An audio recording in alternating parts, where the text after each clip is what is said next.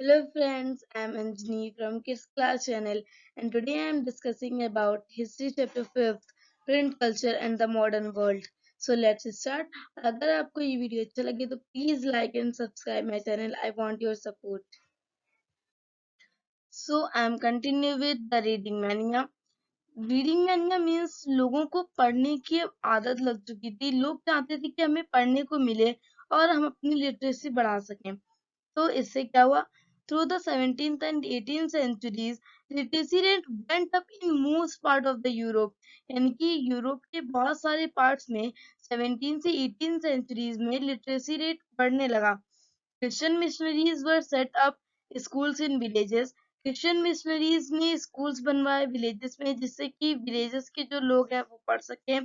By the end of 18th centuries, in some part of the Europe, literacy rate were high as 60 to 80%. That's why all wanted to read at any cost.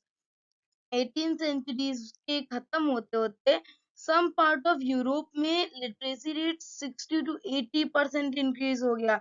इसीलिए लोग चाहते थे कि हमें किसी भी cost पे पढ़ना है। New forms of popular literature appear to print. यानी कि अब नया फॉर्म चलने लगा था लिटरेसी को प्रिंट करने का। एलमांस रिचुअल कैलेंडर जो कि बोले जाते थे, बेलार्ड्स और फोक टेल्स, चैप बुक्स जो कि इंग्लैंड में थी, और बिलियोथिक ब्लू जो थी फ्रांस की। This was low priced and small books. ये सारी लो प्राइस में थी और स्मॉल बुक्स थी, इसीलिए लोग उन्हें पढ़ना ज्यादा पसंद करते थे। Newspapers and journals carried information about wars and trades। और न्यूज़पेपर और जर्नल्स जो थे वो कैरी करते थे इंफॉर्मेशन वॉर्स और ट्रेड से रिलेटेड, जिससे कि लोगों को आसानी रहे समझने में। The ideas of scientists and revolutionaries were also printed। Ideas of scientist और रेवोल्यूशनरीज जो थे वो भी प्रिंट होने लगे थे, तो इससे लोगों की नॉलेज बहुत ज्यादा बढ़ने लगी थी। जैसे कि आइडिया ऑफ न्यूटन, वॉलेंटियर और रूशियो, ये सारे प्रिंट होने लगे थे। Tremble therefore tyrants of the world. इसका मतलब हुआ कि जो लोग पहले हम पे अत्याचार कर रहे थे, हम पे तानाशाही करते थे, अब वो खुद ही डर रहे थे प्रिंट के आने के बाद। तो ऐसा कैसे हुआ? बाय मिड 18 सेंचुरीज, यानी कि 18 सेंचुरी जब चल रहा था उसके मिड में ही क्या हुआ? There was a common conviction that books were a means of spreading progress and enlightenment. जैसा कि अभी तो हम सब लोग जानते हैं, पर पहले के लोगों को ये समझना बहुत बड़ी बात थी कि लोग अब समझ रहे थे कि बुक्स जो है वो एक मीन है स्प्रेड करने का, जिससे कि लोग प्रोग्रेस कर सकें और उनका एनलाइटनमेंट हो सके, यानी कि लोग डेवलप हो सके जिससे। Many people like Louis Sebastien said the printing press is the most powerful engine of the progress and public opinion is the force that will sweep despotism। यानी कि लुइस सेबेस्टियन भी यही कह रहे थे कि प्रिंटिंग प्रेस जो है वो मोस्ट पावरफुल इंजन है प्रोग्रेस का, और पब्लिक ओपिनियन जो है वो अगर अपना सही उपयोग करें उससे वो डिस्पोटिज्म यानी कि तानाशाही को भी हटा सकते हैं। इसीलिए tremble therefore tyrants of the world कहा गया। इसीलिए tremble before the virtual writer.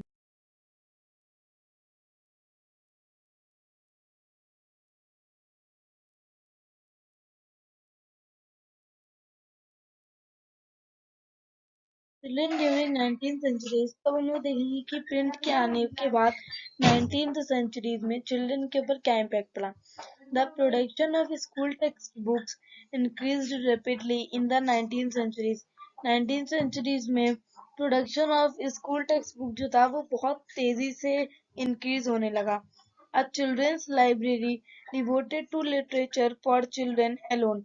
यानी कि जो चिल्ड्रन लाइब्रेरी बनाई गई थी वहां पे सिर्फ चिल्ड्रंस ही पढ़ते थे और वो लिटरेचर पे ज्यादा फोकस करते थे। वो setup in France in 1857।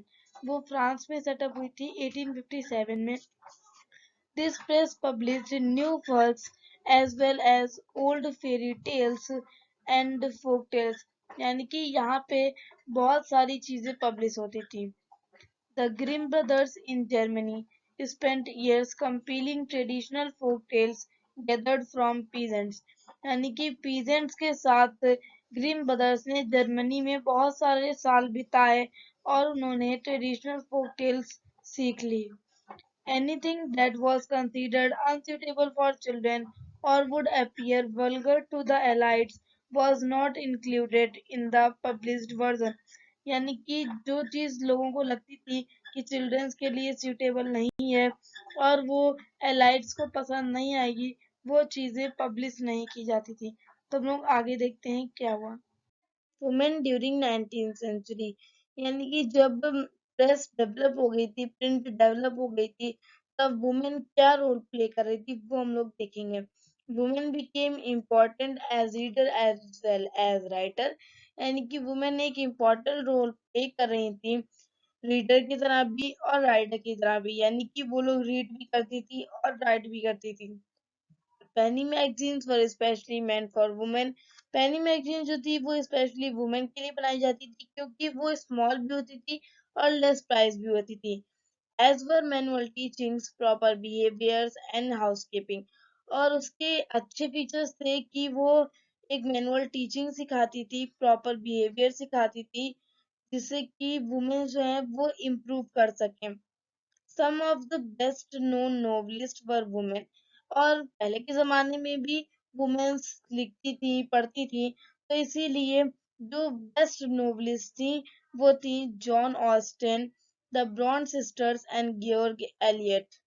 Their writings became popular, so it defines a new type of woman। इसीलिए जब उनकी जो प्रिंट है वो पॉपुलर हुई, तब वो एक नई टाइप की वुमेन डिफाइन की गई, जैसे कि पर्सन विद विल, यानी कि उनके पास ताकत है, स्ट्रेंथ है, पावर टू थिंक है और चूज करेक्ट, वो सही करेक्ट चूज कर सकती हैं, पावर टू थिंक भी है उनके पास और स्ट्रेंथ भी है उनके पास। So let's move on next slide.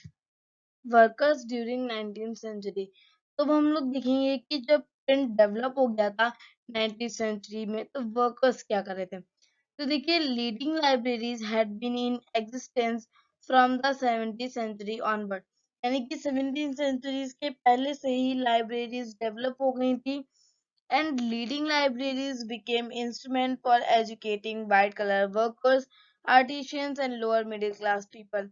यानी कि लाइब्रेरी जो थी वो एक इंस्ट्रूमेंट बन गई थी जिससे कि पीपल एजुकेट हो पाए, जैसे कि वाइट कलर वर्कर्स जो थे, आर्टिशियंस थे, लोअर मिडिल क्लास पीपल थे, वो ज्यादा इंटरेस्ट दिखा रहे थे पढ़ने में। Working class people wrote for themselves, working class people जो थी वो अपने बारे में लिख रही थी, जैसे कि दे रोड पॉलिटिकल ट्रैक्ट्स, वो पॉलिटिकल ट्रैक्ट्स के बारे में लिख रही थी, ऑटोबायोग्राफीज लिख रही थी लार्ज नंबर्स में। And after the working day was gradually shortened, और जब से वर्किंग डे शॉर्ट होने लगा from the mid 19th centuries, workers had self expression, तो वर्कर्स अपना सेल्फ एक्सप्रेशन करने लगे, तो इससे लोग अपनी खुद से डिमांड बता पा रहे थे गवर्नमेंट को। फर्दर इनोवेशन, तो अब हम लोग देखेंगे कि फर्दर क्या इनोवेशन हुए प्रिंटिंग टेक्नोलॉजी में। तो देखिए, थ्रू द 19th सेंचुरी के बाद एक सीरीज में इनोवेशंस होते रहे और प्रिंट टेक्नोलॉजी बहुत ज्यादा डेवलप होने लगी। इन 19th centuries, रिचर्ड एम हुए ओपन सिलेंड्रिकल प्रिंटिंग प्रेस, यानी कि रिचर्ड एच हुए जो थे, उन्होंने सिलेंड्रिकल प्रिंटिंग प्रेस डिस्कवर की, जो कि पावर ड्राइवन थी। This was capable for printing 8000 seats per hour, यानी कि वो 8 आवर में पूरी 8000 सीट्स प्रिंट करने में कैपेबल थी। Often printing press could print up of 6 colours at a time, यानी कि एक टाइम में वो 6 कलर्स प्रिंट कर सकती थी। फिर 20th सेंचुरी में जो टोटल प्रिंटिंग प्रेस थी वो कन्वर्ट हो गई थी इलेक्ट्रिकल प्रिंटिंग प्रेस में, यानी कि वो अब सारी इलेक्ट्रिकली ऑपरेटेड होती थी। Paper feeding improved quality of plates become better, यानी कि अब जो क्वालिटी थी पिक्चर्स की या राइटिंग की वो सारी इम्प्रूव हो गई थी। Automatic paper reels introduced and photo electric controls and book jackets and innovation, यानी कि अब सारी चीजें इलेक्ट्रिकली होने लगी थी और टेक्नोलॉजी से रिलेटेड बहुत ज्यादा डेवलपमेंट हो गया था। Manuscript before the age of print, यानी कि जब एज ऑफ प्रिंट नहीं आया था, यानी कि जब प्रिंट की टेक्नोलॉजी इतनी ज्यादा डेवलप नहीं हुई थी, तब वहां पे मैन्युस्क्रिप्ट चलती थी। जैसे कि India had a very rich and old tradition of handwritten manuscript.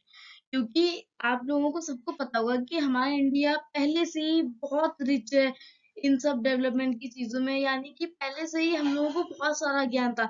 इसीलिए उसे लिखने के लिए हमें मैन्युस्क्रिप्ट चाहिए होती थी, जैसे कि Sanskrit, Arabian, Persian as well as in various vernacular language.